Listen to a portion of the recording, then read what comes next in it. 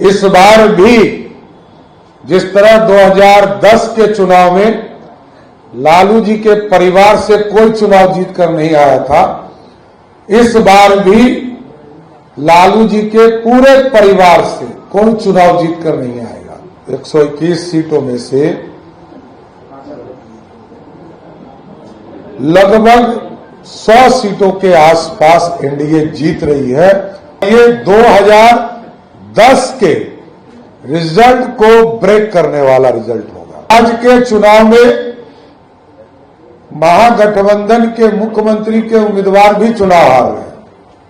मतदान के बाद एक तो शांतिपूर्ण मतदान के लिए बिहार के प्रशासन को, बिहार की जनता को और चुनाव आयोग को धन्यवाद देना चाहता हूं। और जिस तरह बिहार के आम मतदाता बाहर निकलकर मतदान करने का काम किए, इससे यह स्पष्ट दिख रहा है कि पिछले चुनाव से 4-5% अधिक मतदान इस चुनाव में हुआ है। और आगे भी अभी तो कई जगह वोटिंग चल भी रहा है। कुछ जिले में 5 बजे तक था, कहीं 6 बजे तक है, और जहां जहां लाइन लगे हैं उसको अभी भी मतदान चल रहे हैं।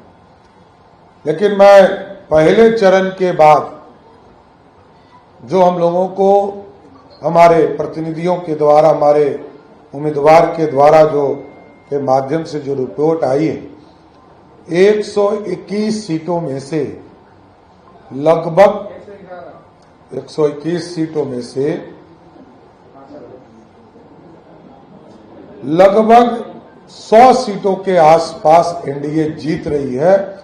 और ये 2010 के रिजल्ट को ब्रेक करने वाला रिजल्ट होगा। और आज के चुनाव में महागठबंधन के मुख्यमंत्री के उम्मीदवार भी चुनाव हार रहे हैं।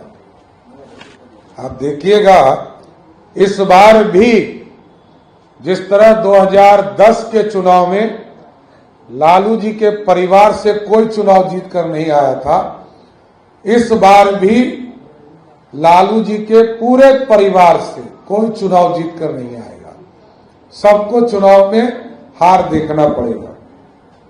इसलिए मैं आज फिर से बिहार की जनता को, बिहार के प्रशासन को और इलेक्शन कमीशन को धन्यवाद देता हूं कि शांतिपूर्ण मतदान और बिहार में बिहार की महिलाएं, नौजवान जिस तरह मतदान एनडीए के लिए की है, सबको मैं बधाई देता हूं, धन्यवाद देता हूं, जिन्होंने एनडीए पर भरोसा किया, आदरणीय प्रधानमंत्री नरेंद्र मोदी जी पर भरोसा किया, बिहार के मुख्यमंत्री नीतीश कुमार जी पर भरोसा किया और एनडीए के पक्ष में मतदान किया।